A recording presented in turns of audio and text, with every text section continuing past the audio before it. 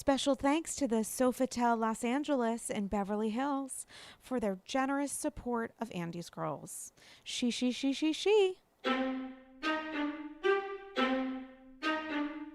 I can manage my mood, not your expectations. I don't play games. I win them. Yeah. You know what I was just thinking? Is like, wait, I don't play games. I am the game. Would also. That has some pretty strong I am the word on the street overtone. Right? Maybe that's why I like it. Also, I think I ripped mine because I watched Potomac in Salt Lake City twice today. I watched Potomac once plus the after show in Salt Lake City twice. And I think I got mine because someone straight up literally said it, or it was a commercial. Like I didn't come up with this. My next tagline for the next AG will have something to do with stealing content. That is a professional danger, I'm sure, is every time you read like a fortune cookie, you got to be like, don't put it in your tagline. That's why so many Bravo podcasters, myself included, have taken like the vow of silence from our ear thingies to other Bravo because there's no way to avoid stuff subconsciously seeping in. It's like, it's the professional sacrifice that we make. You know what isn't a sacrifice? Me recording with tonight's guest. You guys, it's Andy's Girls episode 255, and I am so excited to be joined by one of my favorite people, senior gaming editor at inputmag.com, and someone I'm going to refer to as the podcast whisperer because I find them very helpful when it comes to me and some stuff. And we're going to drink. So can I just like shout out? I didn't even say this person's name yet, but can I please just shout out the fact that this person is, can I actually say this? Don't tell me to cut it because I absolutely won't because I'm too lazy. I've been through too much. Can I say that we're going to Soho House this week? Am I allowed to say that? Yeah. Can I say that? Of course. Okay. Because it's like, I don't want to veer into, I just saw that like Christian cult thing, the weight loss for Jesus. You don't want to Gwen Shamblin. Right? I don't know if I'm allowed to talk about it. So no, Soho House is unlike Fight Club. You can talk about it, but you can't take any pictures. Whereas in Fight Club, the whole thing was videotaped. They made that documentary. Also, the fact that they don't know, I will never recover from not being able. We're gonna find some magic. Maybe we'll take a photo. We'll get a photo. I know spots where you can get photos, and also it also challenges you to find ways to backdoor brag in your Instagram story without being able to just show a picture. Wait, but here's the problem. Are you allowed to @ them, or are you not allowed to do that? Like, can I geolocation? You can geolocation. People do it, especially non-members do it because you're not really going to get in any trouble. Because they don't care about me. Because you're not paying them, so they're just like, I might get an email. That's definitely the truth. It's mostly to avoid bothering celebrities or celebrities perceiving that they're going to be bothered. Like, I was sitting next to someone who, again, I probably shouldn't say, but a reality star was sitting next to me at drag brunch, and I could tell the room kind of palpably shifted when the drag queen was like, fuck those rules, take pictures of me, I want to get on Drag Race or whatever. Wait a second. Give me a hint about who the reality TV star is before I say your name. He was your name. He was a big loser. I'm thinking. A big gay loser on NBC. I think that you're like something having to do with like The Biggest Loser. It's Bob Harper. I was like, I don't watch the show. I'm so sorry. You fished it out of me. He looked great. He was having a great time. Love him. I had love my his eggs. flirt with Andy. Oh yeah. Wait, what they did you vibes. They have like a whole egg bake thing that I had, which was delicious. Well, guys, this episode's going to be sunny side up. How many things can I say to pivot to this guest name? You guys, so excited. Back on the People's Zoom, Patreon, Kiki, except it's not Patreon, it's AG Classic Couch.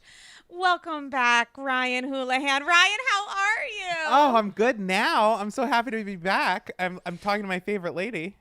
Listen, we haven't spoken in a minute. Just kidding. I've called you literally 30 times today. And I am just so excited to talk to you because there's so much happening. And I feel like I was thinking about us before we recorded because that's really what I do in my free time. And, you know, there's something to be said for our relationship and our friendship. I feel like we balance each other out well. Like if I am spiraling, you're a really good counter. My hope is that, not to say that you've ever spiraled, but like if you're having a moment, which we all do, we're all human people, then I hopefully add a little bit of a zhuzh. Like You're very good at being like, at me being like, I'm so excited about this. It's amazing. I'm going to be, you know, I'm going to drink nuclear waste. And you're like, hey, bud, you want to Google nuclear waste?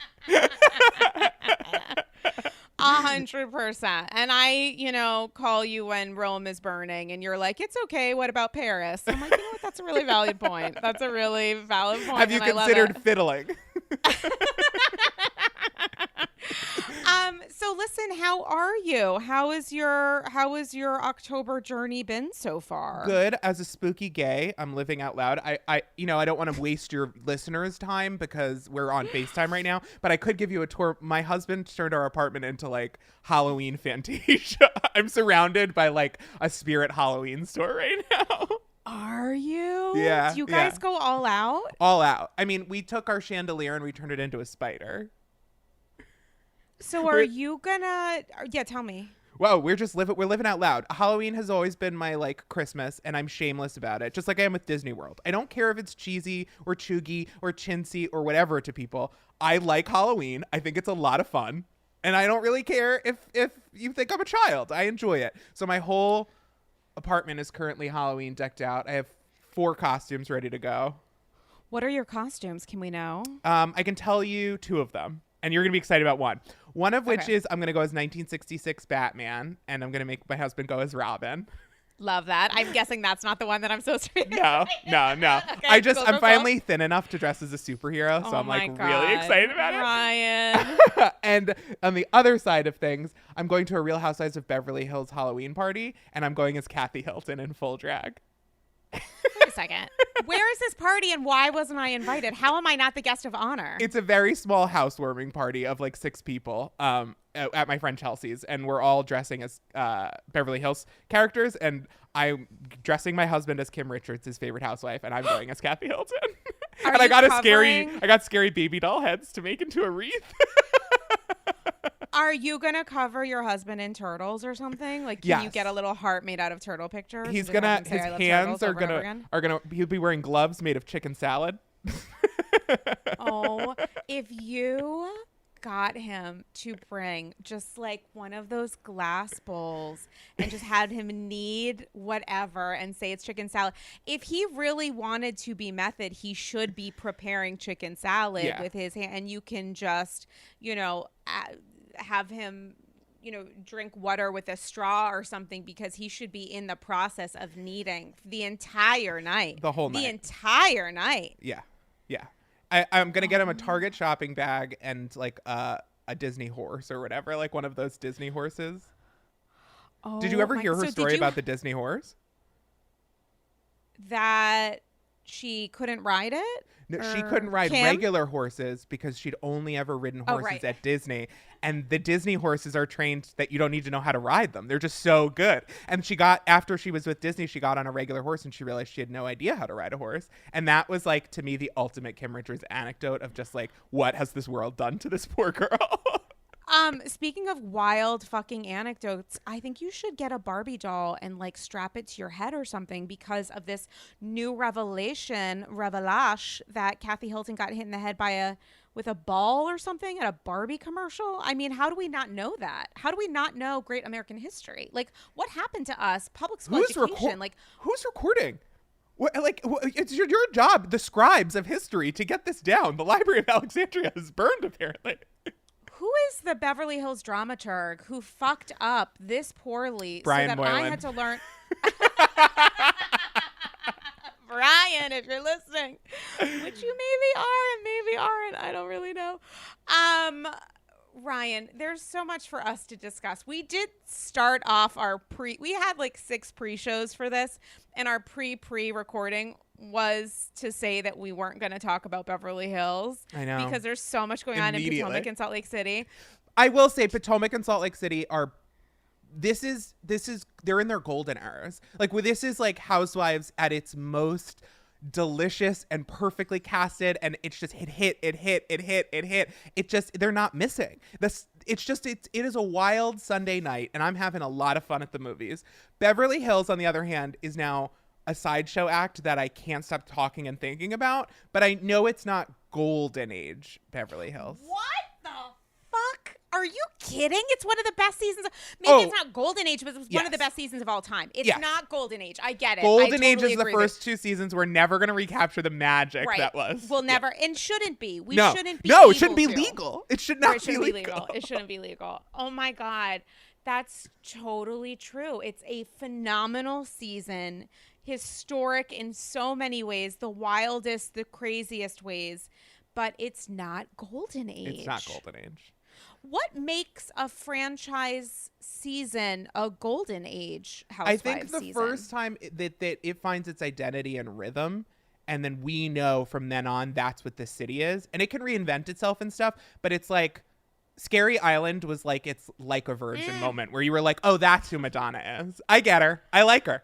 You know what I mean? It was like, hi. I was like, oh my God, Jill Zarin coming in and crashing this vacation is what New York is. You know what I mean? Beverly Hills, Kim and Kyle fighting in a limo is what Beverly Hills is at its essence. And when they stumble upon that, like Vicky screaming about a little family van, or like, did you go up to Bass Lake to Gretchen? Like that was like, oh, OC is suburban hatred. Like, you know what I mean? It's like, oh, this is just suburban hell and heaven, and they're just squished into like an hour, and I get to just enjoy it and like slurp it down. What do you think is the vibe or the style that Salt Lake City can now be identified by? It is the gossipy people that you know from church, that you feel like they're like part of your family, but they're not really. They could leave you at any moment, but you spend a lot of time together, and there's a lot of gossip happening. And that they're all of different religions just adds to the variety for the viewer at home. But they very much have the vibe of like, well, did you hear? Like, or so and so is my cousin. We just found out. I also love that. I totally agree. And I love that they're building upon the idea that many of us cannot tell some of them apart. Like Lisa Barlow and Meredith, I do believe that we can all tell apart. Now there are 2 blondes and then 2 husbands, one of whom has $1 million to spare, as one does. I mean, honestly, same. And the other one is the husband of one of the blondes. And I was like, I cannot tell both husbands apart.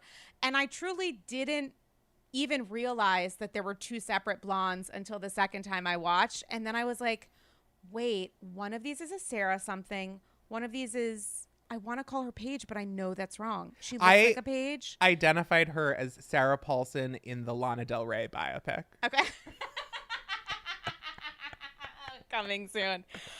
I mean, and yet it does feel like there is some sort of beautiful Mormon magic happening where the editors are just, they're like mid-coast. They're not even riding the wave. They're like on top of the wave, and the wave, God forbid, hopefully, fingers crossed, is never, 2 thumbs up, maybe 10, never ending. This is never cresting. No. Never cresting. This is a wave that keeps getting higher, and there's nothing in its way. And I'm thrilled. I'm like, let's go. I think the moment that I like that this most recent episode that I was like, oh, this franchise is not just perfect. It's like, I am tuning in every week for must-see television. I will miss moments. I have to pay attention. I can't like play a video game while I watch. I need to like sit and like focus. Was when Heather said, oh, I'm not going to the thin part of the ice because I lied about my weight. The way I felt myself in that moment. Like when I had to get my fucking driver's permit or driver's license at whatever, I guess 16. And I thought they weighed you at the DMV. And I was like, I don't know how I should negotiate this, but I guess it needs to be realistic, but also not yet or maybe ever attainable. And when she said that, I was like, Heather Gay, regardless of what you're doing in press about Jen Shah, you are my sister. Well, you are my sister. That's the thing. The best Housewives is I know you're not a good person consciously, but God, do I like watching you. Like, you're doing something bad. I get it. We're all acting out. That's part of the job here. But you're so good at being on television. Just stay on it forever. But also, isn't she a good I mean, this is so shitty of me, but like, it's because I identify as her that I'm like, wait, might need to protect her, aka myself. Don't we think she's like? I think she's a good person. At her core, I think she has good intentions and stuff. But I think I gave up on any housewife ever considering them a good person. Around Stephanie's fall from grace with a lot of the like MAGA stuff, I was like, okay. If Stephanie is I'm not signing on for anybody to just be like, oh wow, I blindly support them. I can't do that with anybody on Bravo, and I think that that's fair. I think everyone would understand. Like, I don't think there's a single maybe Eileen is the only housewife who's never been like problematic in some way. I mean, I would say until this season, Heather Thompson too. Yeah, but may her memory be a blessing, and maybe we'll see her back. I mean, I don't know. Wait, I want to get back to Salt Lake City, but before we do, I have 2 quick questions for you because I don't know that I actually know this answer, even though I'm sure I've asked you on the previous 10 episodes of which you've guessed it so beautifully.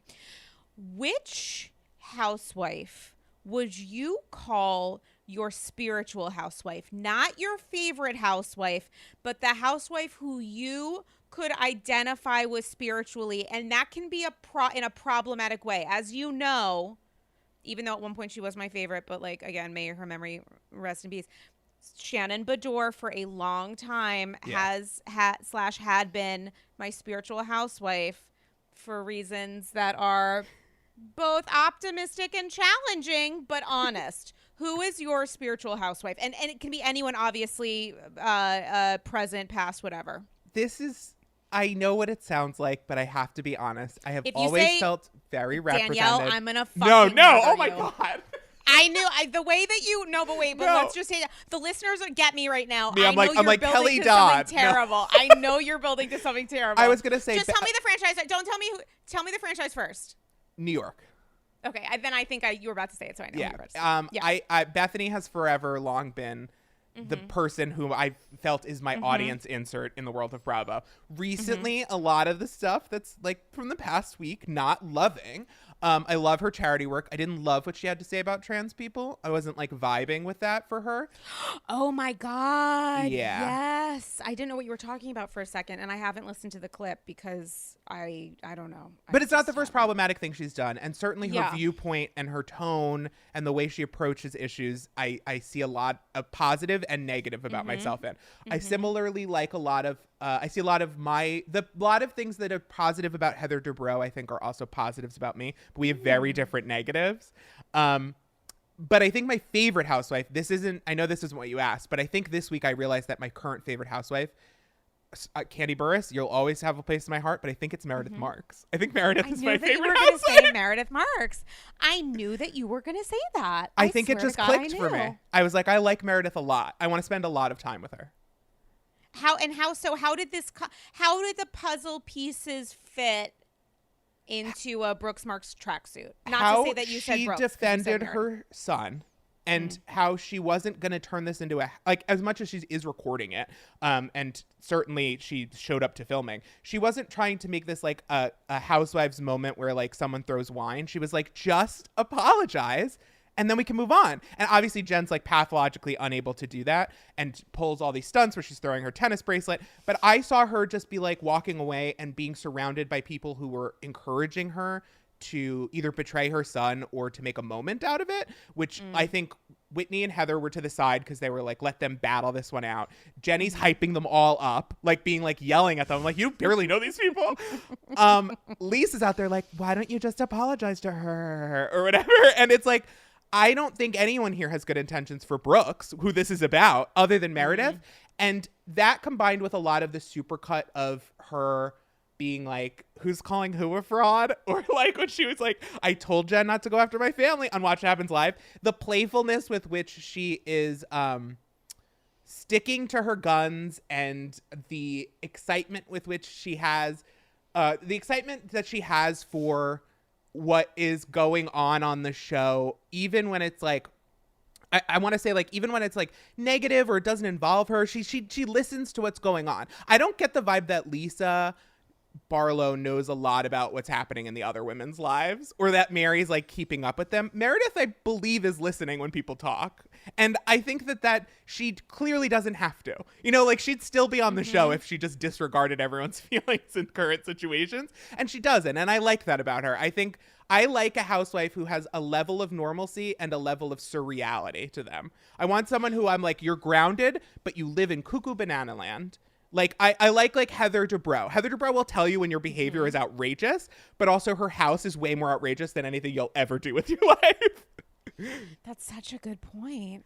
So I like Meredith, and I like her husband most of the time as well. And I like that they've been very transparent about what's going on in their marriage, that we know of so far. But they've shown stuff that they didn't necessarily need to.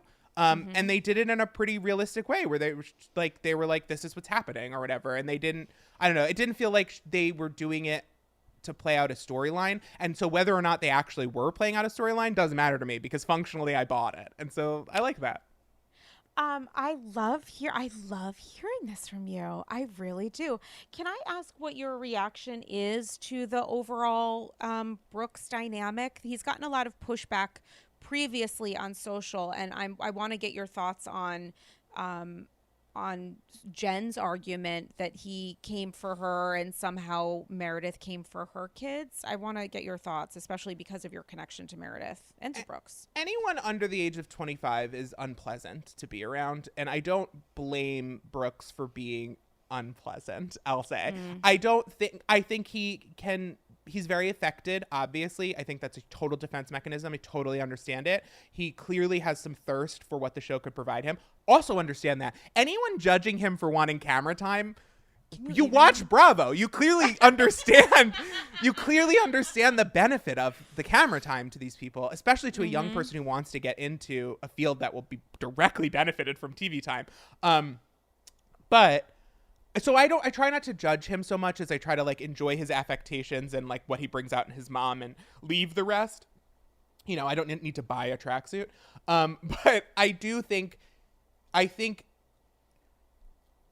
if he hasn't come out, whether or not you thought that he did or that he was going to or that he will is none of your fucking business. Like, it's not any of your business. And yelling grinder and flashing your vag, like, as much as if that were me at 20 years old, I probably would have laughed along and high-fived you and walked out and been like, my mom's friend is a mess.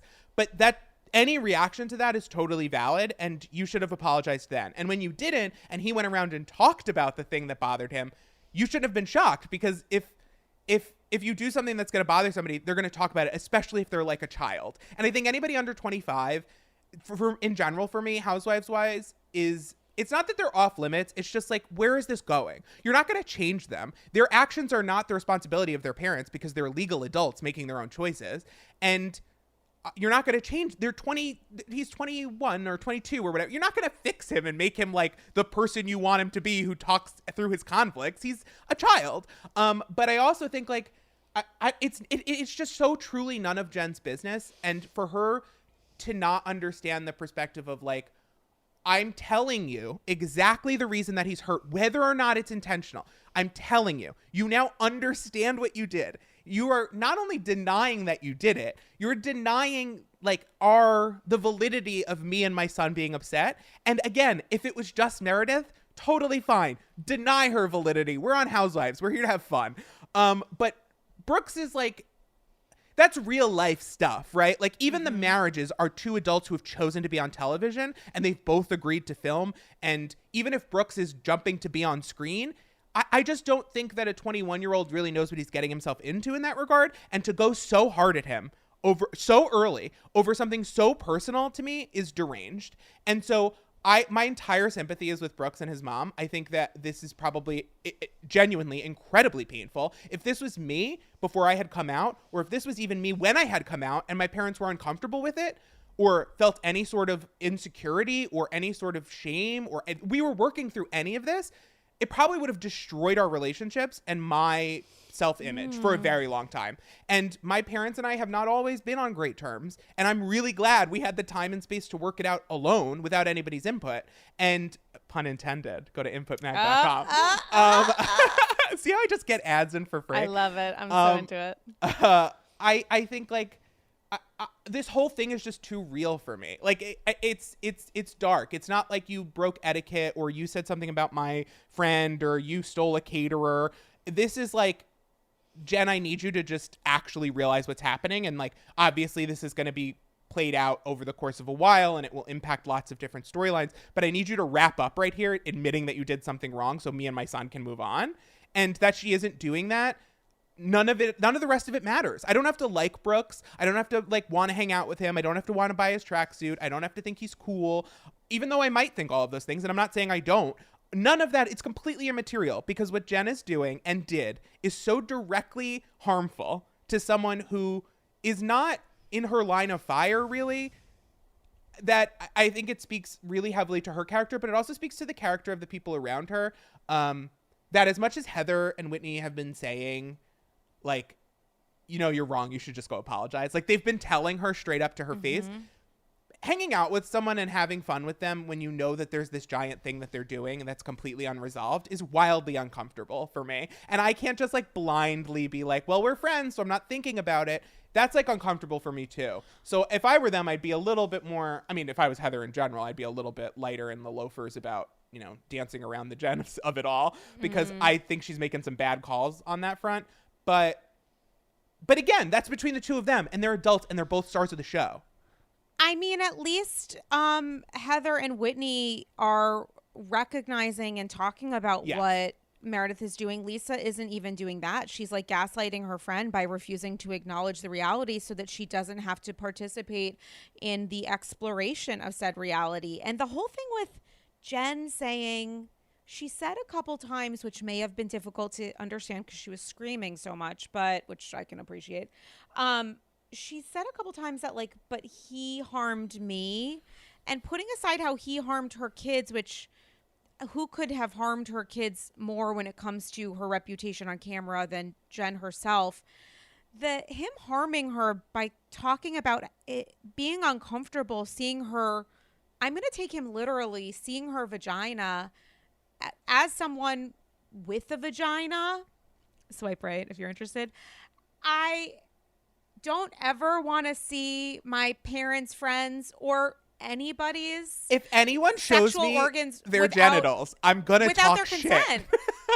And how would that have worked if Jen didn't have a vagina but had a different sexual organ? You know, like it doesn't cross over to me. So the fact that she is female is not an exception to the idea that you should not behave in that way. And the way that Meredith has characterized it, she has said that like she asked her not to do this and she kept flailing her legs. And if he literally saw her in the context of being with his mother and his mother's friend, being filmed for a reality show where they're obviously getting his reactions to these very uncomfortable sexualized situations, I would have said much worse than what he said. In front of his parents, in his front childhood, of his mother, in his, well, not childhood, but in front of his house, in his house, in which he is still not a complete adult who is independent and completely self-sufficient. He's in a home with his parents. He's functionally a child in the relationship. And someone's flashing their genitals to him in front of his parents on national television. I'm so uncomfortable with it. Of course he's going to talk shit. I can't imagine. The people at home are not realizing, like, I don't think the people at home 100% of the time realize that the people on screen are real people and that's like their real life. That even if it's a fantastic situation they've chosen to be in, the fallout of it is in real time for them with their real friends on their real social media, blowing up their real phones at their real holiday parties. They have to be like, I'm embarrassed for the next whatever. And also that it's going to be the first thing that comes up when you Google him. And he has some pretty stated intentions of having a public life doing fashion. So to kick it off on this foot for him is really unfair. And takes, I mean, yes, when you go on TV, you roll the dice, but to hijack someone's first like public outing as a professional who is like, you know, it's like my mom's going to be on the show. Maybe I can get 5 or 10 minutes to plug my product that we're going to do this business together, whatever. Don't shit on it. Like, shit on the product if he continues to plug it and you don't like the product, but don't shit on him on his first appearance on camera.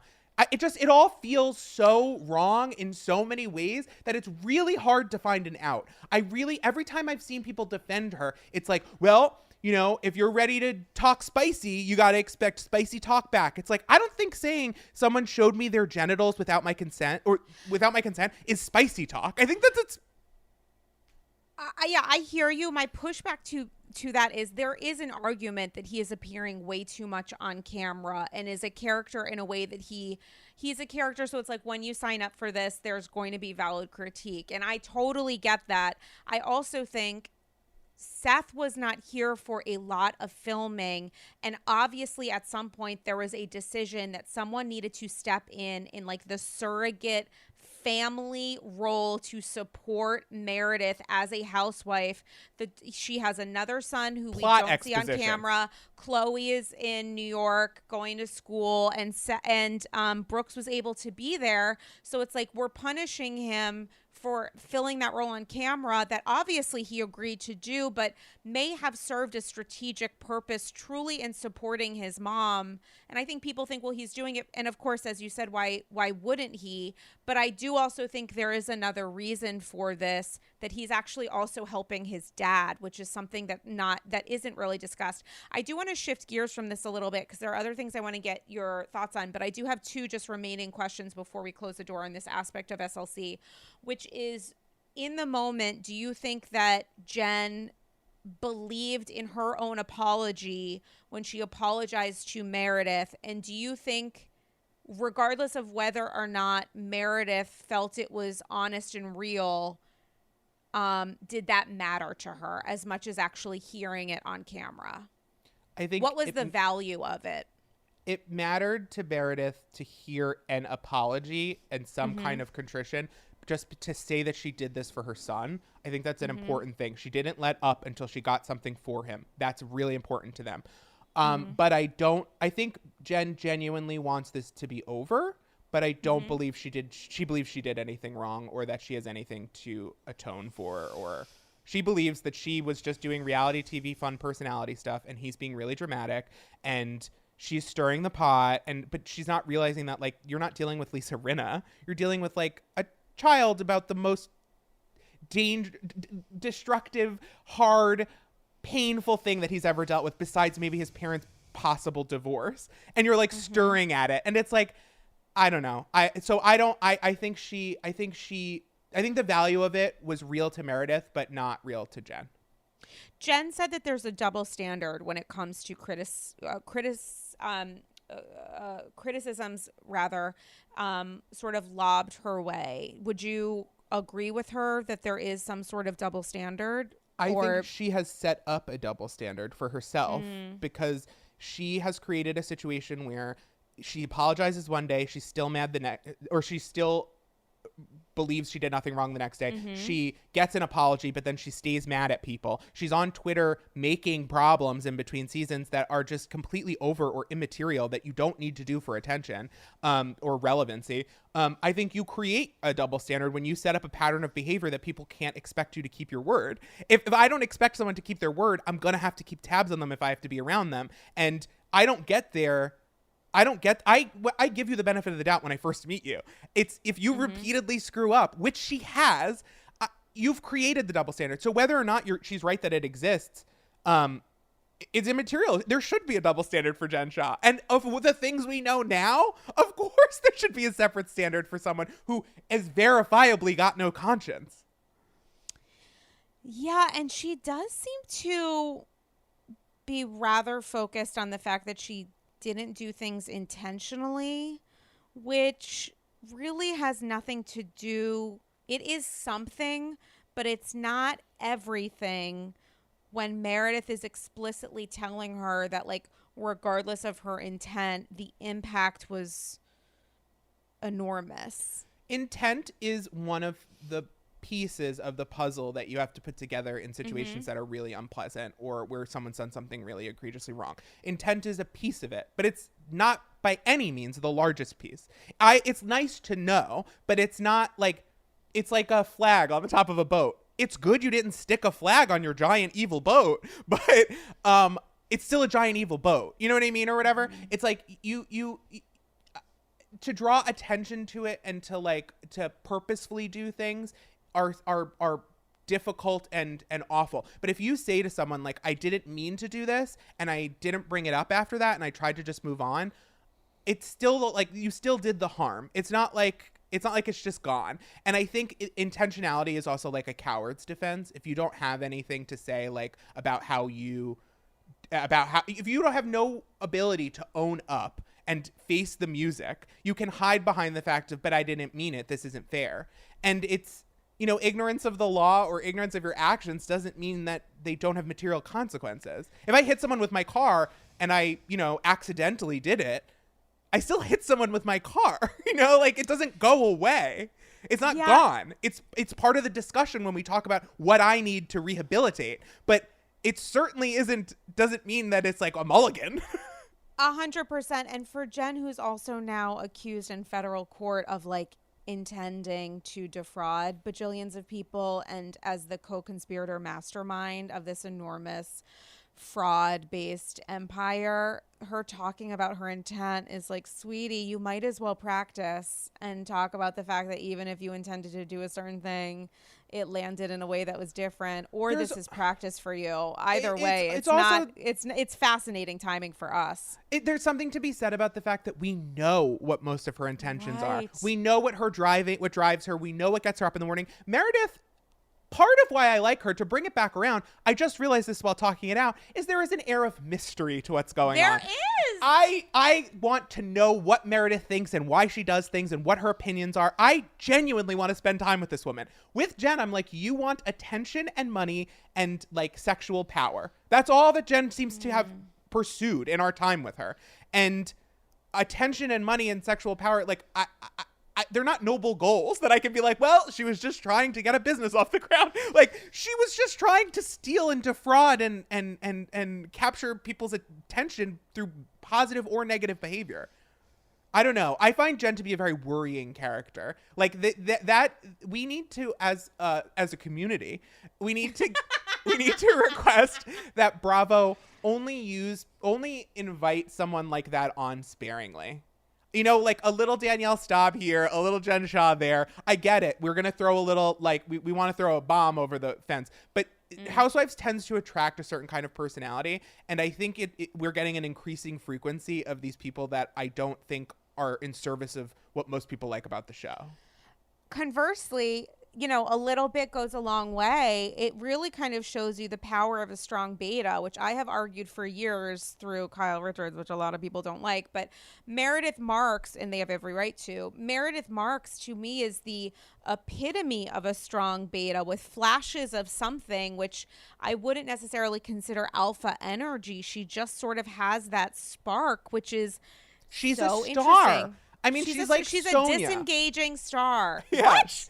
Well, Not she's even like a Sonia. little. She's like Sonia in the fact that I truly believe that I would watch either of them do almost anything. Oh, forever. And just anything. And so if combine them being so interestingly affected and so mysterious in their motives and their drives and their opinions, combine that with a little star power and boom, boom, shebang, baby. You got a franchise.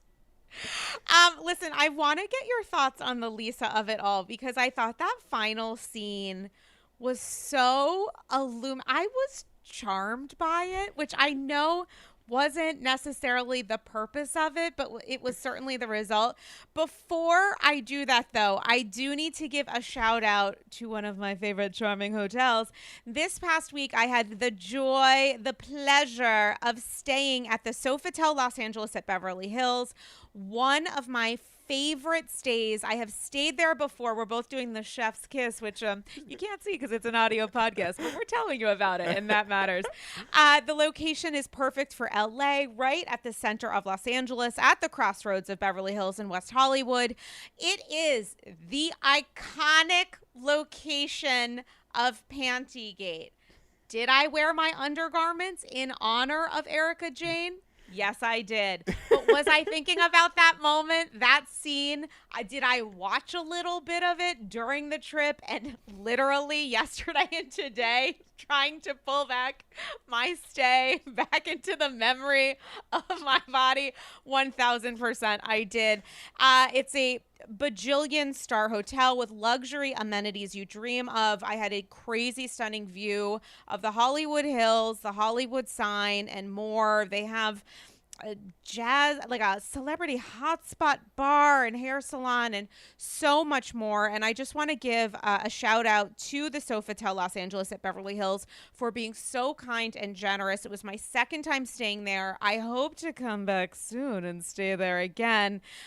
It was absolutely incredible. And I have to tell you, I've stayed at some like fancy pants hotels, including in Beverly Hills, and the care that they brought into everyone helping, the COVID safety, it was absolutely 5-star. If you're interested in following them on social, you absolutely do and should at Sofitel Los Angeles.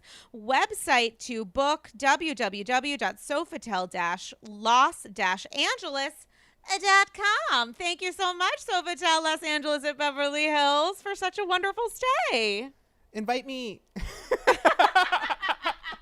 No, I love Ryan Sofitel. I would love to go. Oh my God, they're incredible, and you know I love the French. You know I do want to be bicontinental. Wait, where's France? I don't know. It's somewhere in the world, and I want to be there in New York and also Orlando, LA. right? It's in Orlando by the Ratatouille ride. Yes, that's 1000% it. Okay, listen, pivoting back to that last moment with Lisa. Who is this woman, non-Paige? What the fuck? Angie? Did I make that up? Rachel?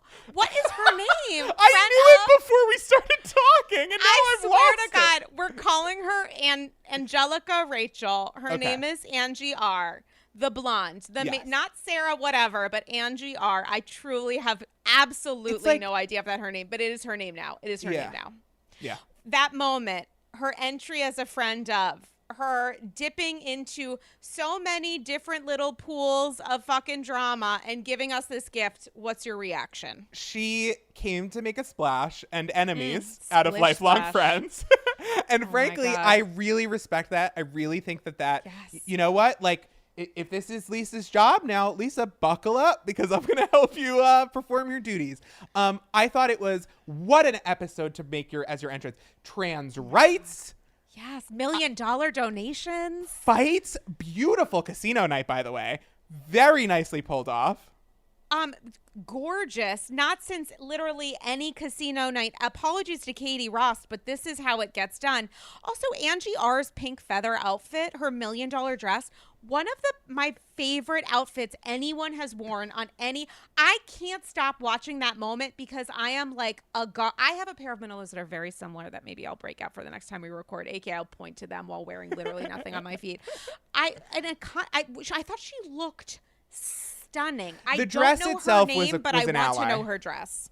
Her dress was an ally to LGBTQ plus IA plus community. It was absolutely fabulous, and I can't get enough. Do you think that she believes that Lisa? Do you think that Lisa was involved in this revoking the booking of catering for this event through her assistant? Well, let's just start with Lisa is very powerful in that area, especially in the catering and corners. The events, no, but like for real, she has a huge career in PR events, Sundance. Yeah. She's been on Housewives. A lot of people, a lot of work. Just for that. She's appeared on Housewives. Before this show started, this franchise, she appeared on Housewives just because of that power. So like, yeah, I do believe that if she did a phone call and said, wow, I didn't know you were doing that. Well, very interesting. And then she hung up. that person would take it as a threat. She doesn't need to make an explicit, like, if you do her event, you're not doing my event. I thought that we had a special relationship. She doesn't have to say that. She can just say, wow, well, okay. And someone's going to say, well, I think Lisa's uncomfortable, so we should probably drop out because she does a lot of business with us.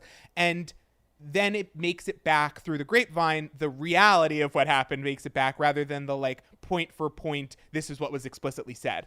But I do know that like the caterers did come up with a solution. Like the brother or somebody did the event instead. And that the event clearly went off without a hitch and was good. So I think it was kicked up as a little extra drama and something to bring to her. Yes. And I think her reaction was mostly out of being blindsided and not really knowing how to prove like that she, like, how in the moment do you prove that you didn't intimidate someone by mentioning something? Like, it's impossible. But I do think that reaction was because she didn't know it was coming, and I do think that they puffed up the drama a little bit. Like, I don't think it was that dire of a circumstance. Also, 100% she introduced her friend to this show, and then her friend was like, cool. I really want to do it. So what I'm going to do is 1,000% fuck with you and loop in your primary foe, who I'm now going to care. I share some sort of like very long, early in the line bloodline. And now I'm going to say, when you're here, your family. Like, it's like absolutely insane. I love too that Mormons just say cousin as if like, I mean, yeah, conceivably there's an O'Houlihan running around Ireland that I'm related to, but I don't think I would call them my cousin. It really gave Megan King Edmonds in Dublin just talking to random people on the street. Megan King Edmonds stood on a streetcar in fucking Dublin and said, "Are you my family? Have we witnessed the bringing together of cousins as a way to form an alliance?" And honestly, I'm here for it. I'm pretty sure that there is some way that Whitney and I are related at this point. Characters on Game of Utah, like, it's unbelievable. It's unbelievable. Characters on Game of Thrones had less tenuous relationships than these two, and they literally ruled by like blood family lines. It was really tenuous. I will say that, but I also think like, if you know that your friend signed up for a friend of, you got to know you're probably going to lose that friend. Never sign up for a reality show with someone you're friends with. It's just where it goes. That's just reality. Or you might get like a nice little ride. It will eventually crumble. My guess is that Lisa thought she would get more than an hour of Angie, Rachel before this fucking hit the fan. But I mean, and the fact that Whitney was a part of it, and the fact that Whitney doesn't understand, which I love about her. There's like no breaking the fourth wall on Salt Lake City. There just is the fourth wall, and they tap dance all over it. The fact that Whitney walks into that party, and when she is ignored, pivots out to the camera, she does this like whatever plie ballet fifth position move, and does it again when she's told to leave the space. Like, she is looking at the producers as a way of being like, can you believe this is happening? Because I think to her, they are an active participant. Surely in her life they are, but it's just, it is bliss to me. It is bliss. It is bliss. For two things. One, I need Whitney to speak to us and not the people in the room for the rest of the show. I want her to just, I just want her to be like, can you believe this? Around the corner or while people are fighting or whatever. I want that. But also, I have to say, if I was Lisa Barlow, who I don't particularly care for, I love her so much. I'm sorry. Oh, I love watching her. But she's great. I almost kind of am into her as a result. I don't know why. You can't explain the people you love. I can't say sorry for it. I completely get it that Lisa hates Whitney, because this is the second time that an event-centric accusation that probably was mostly misinterpreted came to her doorstep, and she's like, what the fuck are you talking about? Like, those bartenders that didn't work for her that Whitney was mad at, like, it's, you know, I think we've established something of a pattern on Whitney's end. However, which Angie R knows. Angie R knows. Yeah, she's seen the show. Angie R's seen the show. I mean, she's now inside of it. You know, Whitney watched like every Housewives before she got on, right? Well, here's my question. A lot of people are like, the Whitney performance, it is obviously performative this season. Yeah. But because she is also she does give me big Barbie energy, where some of us think we're Barbie, but like maybe we're a little bit Skipper. Like she is. Yeah. I mean, it's obviously it's a juicier, pumped up version. Sure. But who doesn't give us that? It's still fun. That was the Vicky Gunvalson. That's Vicky Gunvalson. Wow, these comparisons you're making are very... No, because Vicky Gunvalson, no matter what scene she was in, she was identifiably could not keep herself from being Vicky Gunvalson. However, when she pumped herself up to go to Mexico and Andalays and whatever else, I was like, you know what? Pump yourself up. Have a fun rip-roaring time. Play out your little, like, fucking fantasy of your Mexican sexual conquest with your man or whatever. Like, do whatever you got to do. But... she can't help but be Vicky. And I do believe that Whitney at her heart of hearts cannot help but be Whitney. She's going to get on the pole. She's going to spin around. She's going to say things that I don't think she understands aren't very sexy. I mean, it's true. When her husband slapped her on that ass with the cake or the food or whatever, you know, that upcoming on the season scene where he's slapping her ass. They're like clearly in a very sexual situation. Ooh, I'm excited for that. They're in their underwear covered in cake or food or something, and he slaps her on the ass and she goes, "Oh yeah." And I was like, there is something so Whitney about this moment. Okay, you know what? Honestly, I'm just gonna say it. We deserve it. After Ashley and Michael and Ramona and Mario, and I would say Tamara and Eddie, which made me so viscerally uncomfortable. I am a little bit into that. Like that gets me a little. I'm into it. Like they are fucking sexy and they are enjoying each other, and I love to see it. What's interesting with Whitney as opposed to many other housewives is that I do believe there's two. No, there isn't two. I don't want to say that there's two, but there's two overarching themes with housewives sexuality where they either ooze it because they're naturally very sexual people, or there's a performative level of like, I'm doing the check boxes of sexuality, but it's only because I know I get X, Y, and Z. Like people treat me a certain way and it's a level of respect. But like Erica Jane has never put out a vibe of real sexuality, but she does all the stuff she's supposed to. It's all performative. But it's all performative. It ends right where the makeup ends. Whereas Whitney, I believe, is just like doing her voiceover or like shooting a confessional, and she's like, I'm gonna fuck that man later. Like I do believe she in her mind is a sexual being living a sexually free, adventurous lifestyle, and I love that. I love to watch it.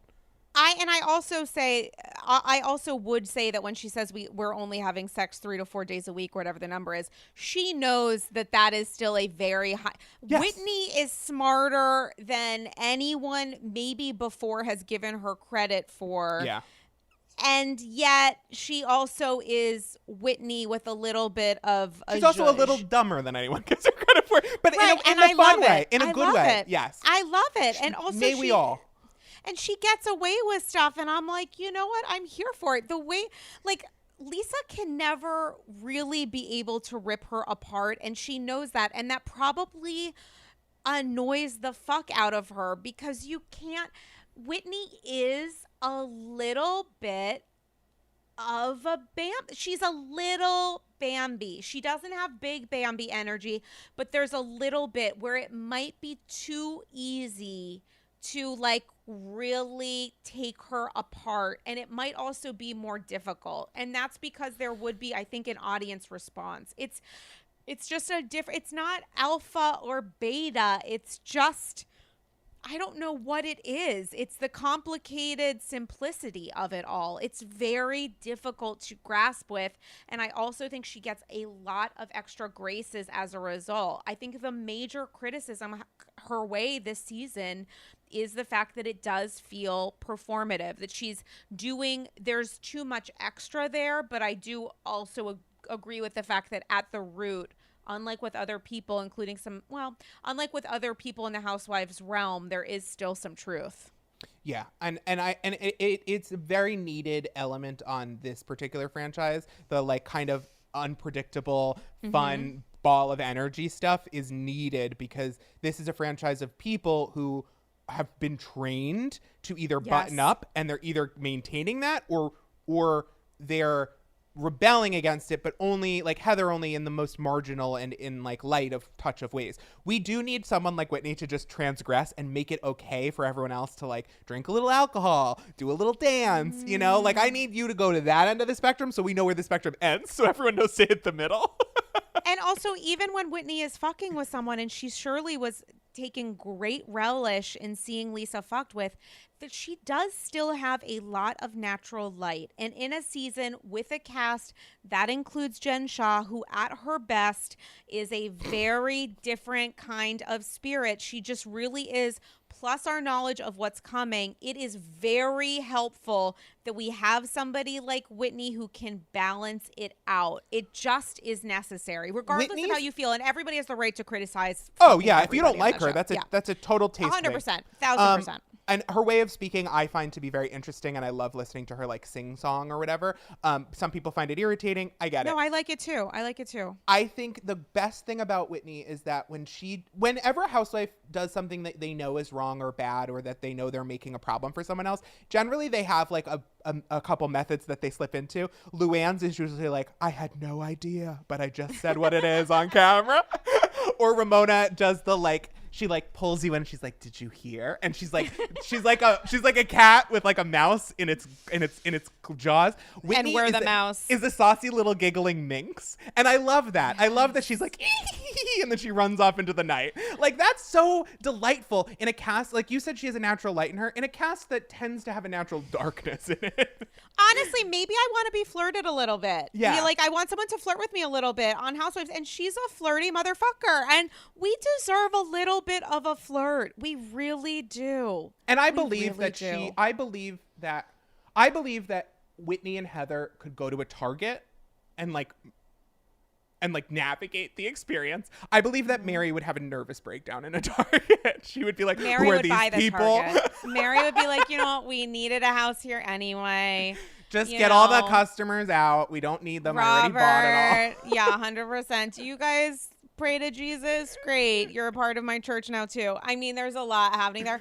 Listen, I want to shift gears to Potomac a little bit because yes. What a fucking wild ass episode we saw. What is your reaction to the mothering of it all when it comes to the ways that Candace feels that Mia weaponized her mother, and Mia and the rest of the cast feel that Candace has weaponized her mom?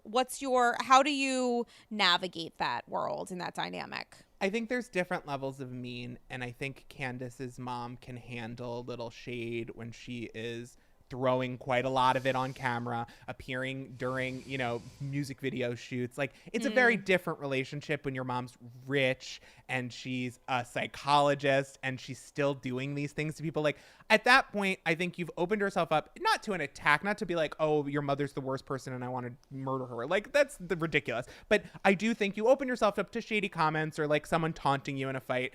It's Housewives. But Mia's mom's clearly in a very different set of circumstances and living a very different life, and they clearly have stressors on their relationship that are like, to push Candace's buttons, you can say your mom pays for everything, but really that's an indirect hit, right, on the unhealthy relationship she has with her mom. To say your mom's broke and a drug addict, it's like, well, those are her real issues. Like, stop talking about them. Those are the real issues. Like, you're not indirectly hitting. You're not saying this pattern of behavior is probably very embarrassing for you. It's truly like life and death stuff. And I don't know. To me, it feels different.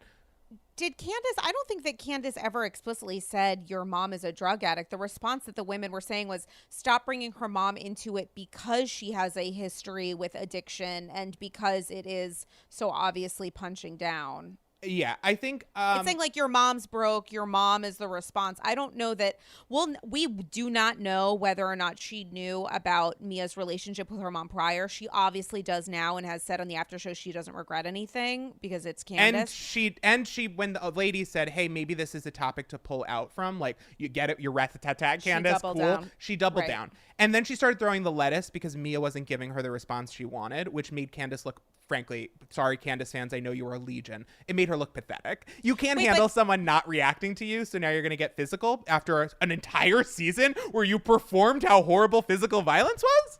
Wait, I cannot believe yet again for the second time in 10 seconds I'm almost defending Candace. But when it came to the hand stuff, I thought it was Candace was using her hand to gesticulate, I think, and Mia told her to stop. But the lettuce thing, I thought that who threw the first lettuce at Stonewall. I thought that Mia threw the first lettuce at Candace, and then Candace responded. Did I get that wrong? I could 100% have gotten that wrong. I thought Mia seemed very level-headed. She was like, okay, well, your mom sucks too. All right, well, goodbye. And Mia was handling that and her very drunk husband with a lot more grace than I expected out of any housewife. And I don't think Mia's like, she's not my favorite housewife ever, but I think that was a great moment for her. I think then Candace threw the lettuce because in my perception of events, Mia wasn't reacting. She wasn't giving her an inch. And Candace needs to see a reaction. And if she doesn't, she escalates. And we've seen this pattern over and over again. She does it with, I agree with that. When her husband wouldn't pull an Uber around for her, she was like, you're a deadbeat dad. She goes right for the kill. And I think that was an embarrassing moment for Candace because not only did you double down on something that was ugly and a pattern of behavior that you clearly have been spoken to about before, you did the exact same thing that you spent the whole last season telling us that it was so horrible. And frankly, not to constantly relitigate last season, Monique was touched first by Giselle, but it's the same situation if Mia threw or Candace threw lettuce or Mia threw lettuce. At some point, when you are up in people's faces and you're pushing them and you're trying to get them to their breaking point, you then can't complain about what their breaking point is. Even though that behavior is still bad, I think like you're all that if someone's walking away from a fight and you're relentlessly chasing them down and saying things, you then don't get to be like, well, they didn't establish boundaries in the nice way. Literally, this is the upside down. I'm not, No. I do not fuck with Candace, but could a person argue that, and I 1,000% disagree with Candace's responses as I do with essentially at this point 107% of them, but could you argue that Candace herself was first triggered? Certainly she went down 8 times as hard as she needed to in all the worst ways, and we all know that this foot size stuff has some other stuff buried underneath when it comes to body shaming. But when it comes to someone going too far, could a person argue that Candace was first triggered because Mia didn't necessarily fuck with her mom by like doing a punching down vibe with her mom, but did give her mom the opportunity to unleash what we all know is some lurking resentment to make public about Chris? Like, could one argue that Mia, when it comes to like, you don't learn your lesson with Candace, isn't that actually a lesson that Mia also should have taken maybe first? Yes, I will agree with you that Mia was completely in the wrong. But I think that Candace is this is a problem with many housewives. You're right. You're right. 100% correct. And yet you went about it in such a bad way that I don't even remember. And frankly, it feels so inconsequential what the other person did to bother you. I hear you. And frankly, this is Mia as like a first season housewife. And like, this is Candace's main storyline has been the husbander of it all. And the mom, and we're all on the music video set. It seems like the topic's gonna come up. Mia didn't need to bring it up. Certainly Karen was on her best behavior. Clearly, if Karen's not getting messy, maybe you don't need to wade into the waters. But at the end of the day, I struggled to even remember how that interaction went because I had seen Candace do some horrifying things to a woman and talk about her feet and her body. Like, Candace always goes for body stuff. It is so gross. It's gross and it's repugnant and it's her relishing in it. Candace enjoys it in a way that I feel like Mia's trying. It doesn't make it okay, but Mia's trying on a hat. Mia doesn't know the kind of housewife that she wants to be and who to come at. So she's constantly changing her mind. Is it sloppy? Yes. Is it messy? Yes. Does it make it less successful? 1,000%. But I don't, and you could argue that this is triggering because a person might know that Mia isn't this person. She's doing this performatively because she hasn't yet hit her groove. I could get why that's frustrating. I could get why I could feel like I am being manipulated in that dynamic so that this person can figure out her role. I get that. But Candace does the thing that she has done every time, where she looks at the ugliest tropes and the ugliest stereotypes while saying that she is the one who is being victimized, and she always goes for the hardest and lowest cut, the deepest cut, and she has never, to my knowledge, correct me if I'm wrong, my guess is that you won't, but to my knowledge has never taken responsibility or acknowledged anything. The only time she attempted to on social was when she apologized for transphobic and homophobic social media posts that she had done in years past, while making the very active choice not to apologize for shit people were talking about at the same time just as loudly, which was fat shaming and body shaming. She refused to do it. She's tripled down on it, and it makes her look like shit. And she doesn't care. That after show is insane. And to have had such a good beginning to her season where I'm rooting for her. My husband liked her damn song. Like, her music is great, by the way. The video is shit, but it should be shit. It was $10,000. Her music is great. But one of the most successful. Yeah. That you would sink your fucking battleship. And, and honestly, she is responsible for what she does, but we also have to lay some of the blame, like Willy Wonka style, at the parents and say that, like, Candace will require many years of intensive therapy to get over this stuff. And, like, best of luck to her family and her husband to have to deal with that. But it's difficult because I've heard other housewives say this, so I know that it's not out of line. When you watch your behavior, it is very therapeutic, and you learn a lot about the way that you are. You hope. That's the hope. I've listened to a lot of my own voice editing podcasts, and it's been a very painful experience. But I do believe that, obviously, I'm not perfect. Half of your listeners, I'm a polarizing person. Half of your listeners probably don't agree with anything I'm saying. But I will say, having listened to my own thought patterns on a variety of subjects and the ways that I've talked about people and stuff, I've learned a lot of stuff I don't want to do anymore, and a lot of stuff that wasn't serving me or anyone around me. And it was good to be self-aware of it, to have that level of self-reflection and not change or grow at all. At some point, you're culpable. At this point, not to make comments about people's bodies. It has been explained to you by the host of the reunion, by people at home, by other cast members, by producers, and yet you're immediately like, Ashley's got a big forehead, she should die. Like, what? Oh my God, Ryan. Yeah, it's kind of like that. It's a little bit like that. Good for Ashley having a pretty good season.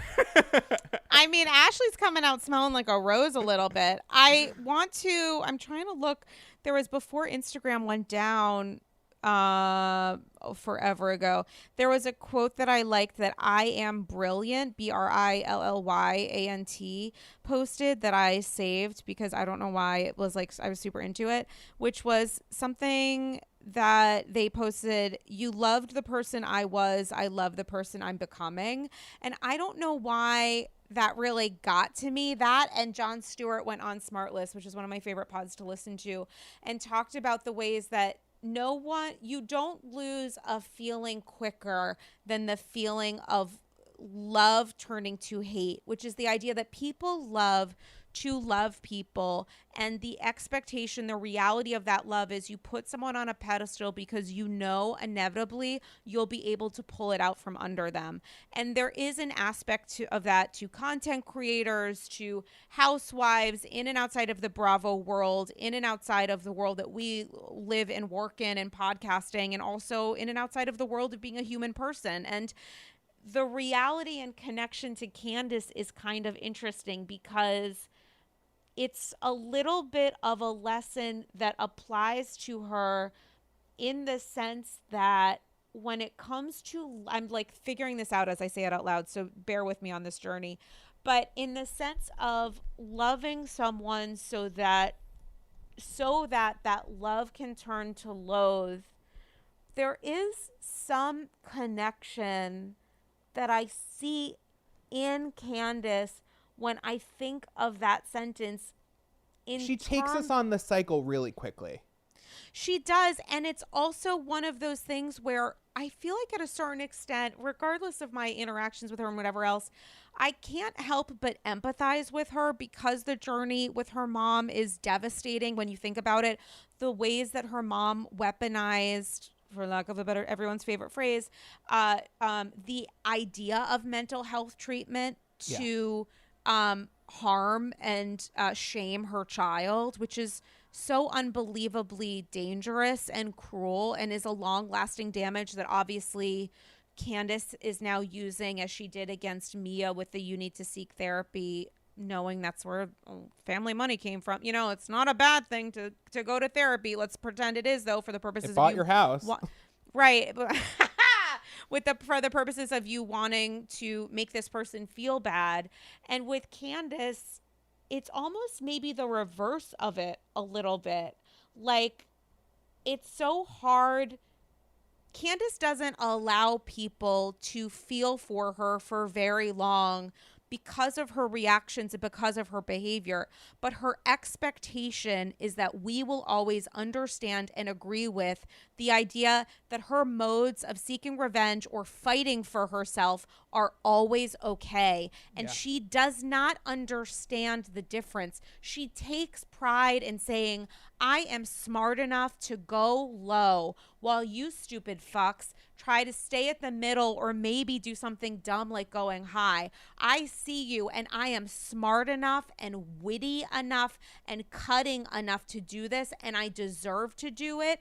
And if nobody else does, that's their fucking problem. And she doesn't understand that process. And I think Team Candace does. I think a lot of the people who are supportive of Candace and connect with her, I think that they get it. It's just incredibly unfortunate that she doesn't, because she is and will always remain her own worst enemy. And it's well past time for us to pretend that she cares in any way about anything else but preserving her power to inflict pain. That's it.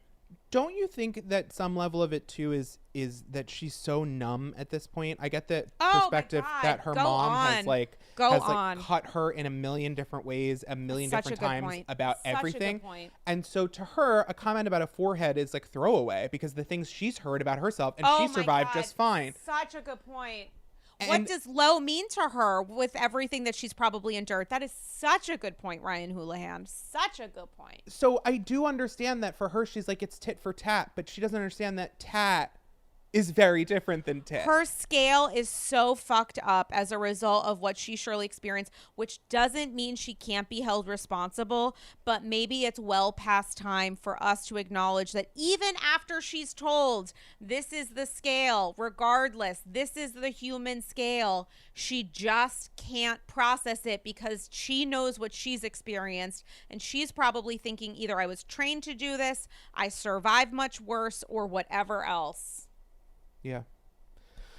But that gives me shivers. I think ultimately the reason that we keep watching her, right, is that if we take a break between these seasons and next season we come back and she's on her best behavior for 3 episodes, I'm going to be like, I love Candace.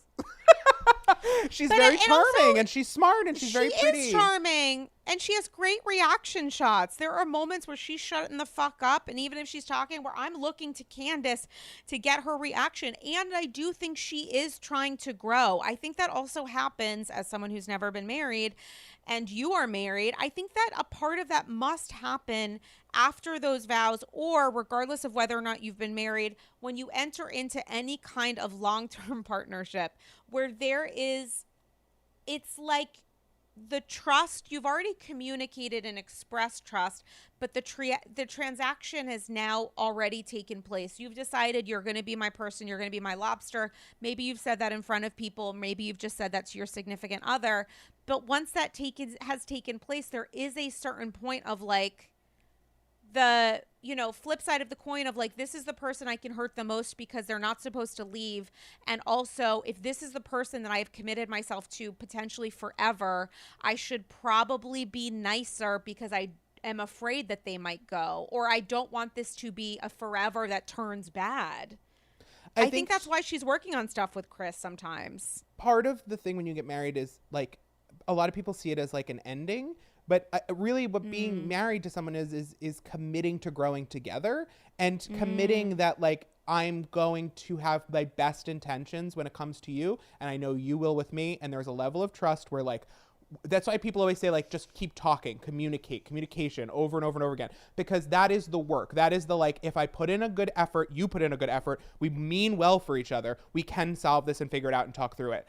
And I believe that when it comes to her marriage, she knows that Chris has her best intentions at heart. And she knows that he knows that underneath all of the insults, the back and forth, the gossip, whatever, she knows that he knows that she ultimately just wants them to be together and for things to work out and to be like nice and stuff like that.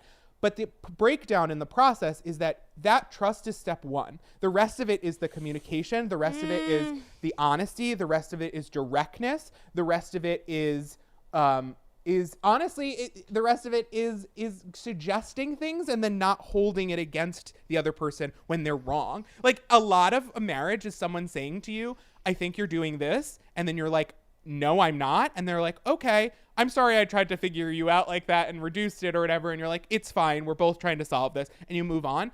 I think she takes him telling her things she doesn't want to hear as pathologizing or condescending. And that is, again, probably a consequence of having an abusive therapist for a mom. Yeah, can I also just shout out the fact that I just returned to Hinge after 900 years away? Shout out to Alyssa, who I went to drinks with, from Amy Phillips' show, who's phenomenal with Radio Andy when I was in LA. And I was telling her something about being on dating apps, and 100% it had been so long since I actually logged in that I forgot which app I was in. And then I pulled up once I realized it was Hinge, and like it had to do we need to send a alert to your phone because we truly don't know if you are actually who you are because it's been so fucking long. So I like log into the account and I'm telling her a story about the many shameful ways that I have imploded on social because I like don't understand technology. And there was someone that I had matched with on Hinge, or I don't do Bumble because I'm not strong enough, but Hinge or Tinder or something. And you know how it like links to social media accounts? So I did a stalk, as we all fucking do, by the way, and did a little bit of a stalk and went on this guy's Facebook. This is so embarrassing.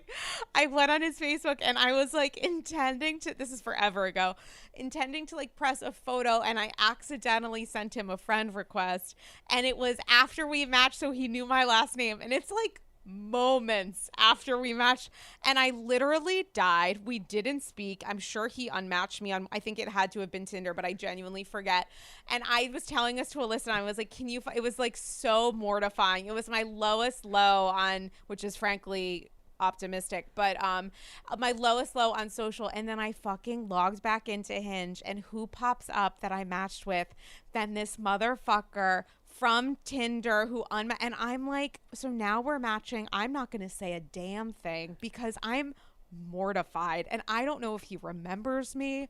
The pictures are the same from 3 years ago. I don't know if he remembers me though, but this poor man who was like, who's this psycho who matching? I haven't even spoken to her yet, and I accidentally sent him I should not be allowed. I blocked Candace on social. I should block myself on Hinge. A nightmare. I was about to say to you that's the great benefit of living in New York, a sea of 8 million people. You'll probably never see him again. No, and then he fucking pops up, and I can't. And I that's the problem of living in New York. It's a very small island. Truly. And I texted Alyssa today, and I was like, guess who I fucking saw on Hinge? And she's like, who? And I'm like, the motherfucker I sent. And maybe we'll go on a date. Who's to say? Because I just want, you know what? If he did, God forbid, this poor man reached out to me to go on a date, I 1000% would ASAP without mentioning a thing. I just want to see if he remembers. Maybe I'll bring up like, what social media channels are you on? Oh, are you on Facebook? That's interesting. Oh, okay, cool. Are you only like friends with people that you know, or do you like when strangers that you've only seen through dating apps reach out to you and stalk you like a sociopath? It's going to be an interesting journey. Listen, there's so much for us to talk about, and we haven't spoken about Erica Jane, that we are going to do a Patreon after after show for the fucking ages. That'll be up when this episode goes up. So guys, we're going to switch on over to Patreon, the number one way to support the pod and Andy's Girls, patreon.com/Andy's Girls. $2 gets you my love and support. $5 a month gets you 2 bonus episodes. $10 a month gets you 4 bonus episodes and invites to special Zoom keys that I do throughout the year. So head on over to Patreon right now because my little boo here, my little co-host, Ryan Houlihan, and I are going to do a BH rundown, and I can't wait to unleash your Erica Jane thoughts because it's going to be incredible. I do have to say also that Andy's Girls is going live the very first time we've ever done a live show ever. Will be Sunday, October 17th at Club Cumming here in New York City. We're hoping to record it for the pod. We will definitely be there live, going to be joined by OG of the AG, Damian Bellino. Tickets are on sale now. We would really appreciate your support by buying tickets now. It helps us get an idea of what kind of show we're going to put on. And we would really love to see a full house of AGs there. So if you've been thinking about buying a ticket, please support the show by buying one now. andysgirls.eventbrite.com. A link in the show notes for this episode as well. Saying that again, andysgirls.eventbrite.com, which you can also get on my Instagram at Dame Galley. We're really excited. Sunday, October 17th, show at 7, doors at 6:30. And if you've been thinking about going and meeting each other, BravoCon isn't happening anymore that weekend, but Andy's Girls Live certainly is. I'll be there. You can either buy me a drink if you agree with me or throw one in my face if you don't. As long as it's clear, I'm going to let it go. I'll say, you know what? Fair enough. I talk a lot of shit. Should we do a dunk booth like on Saved by the Bell through the of college white years? wine, but it's just my fucking mug. Oh my God, of a white wine spritzer. Guys, listen, maybe we'll do packages. Who's to say? It's never too late to do a little bit of an upsell. I'm here for it. Ryan Houlihan, first off, you know I die for you, love you. One of my boos, and I can't wait for Soho House on Wednesday, just saying that for the 18th time. Oh, I just said what day we're going. That's fun. Can you tell the people a little bit about Input Mag and also where to follow you online? Yeah, you can find me at Ryan Houlihan on Instagram, Twitter, everywhere you're grown up. You know how to do that. And inputmag.com is an amazing website that you should go read. Honestly, if I was not even involved in it, it would still be one of my favorite websites on the internet. Very interesting stories about fashion and technology and culture. If you like video games or streetwear, or if you see the new iPhone and you're like, is this one worth buying?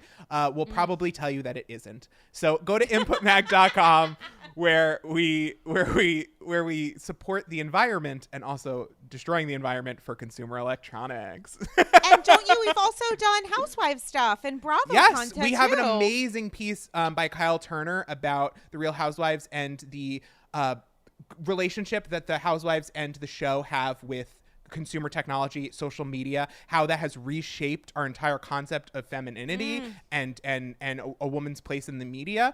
And I think it's one of my favorite pieces I've ever read. You might disagree, but I know that you'll be interested in it. So please go find that. It's so good. It's so good. I love that. And Ryan Houlihan, anything I should have mentioned that didn't before we pivot to Patreon to get your thoughts on Erica Jane? Oh my God, I literally can't wait. I'm like chomping at the bit to end that the you show look so we so can start beautiful another. right now. And Thank your you. listeners should know. Oh my God. You know what? I agree. Thank you so much for saying that. Guys, I hope you are all staying safe, staying sane, buying your tickets to Andy's Girls Live Sunday, October 17th. Link in bio of my Instagram at Dame Galley and in the show notes for this episode. And getting vaccinated, which is also super important. And we will talk to you soon. Vaccinated if you can. We understand. Girl power. Girl power. We're about to make the peace sign because we're psycho. And we'll talk to you soon. Bye-bye. Bye.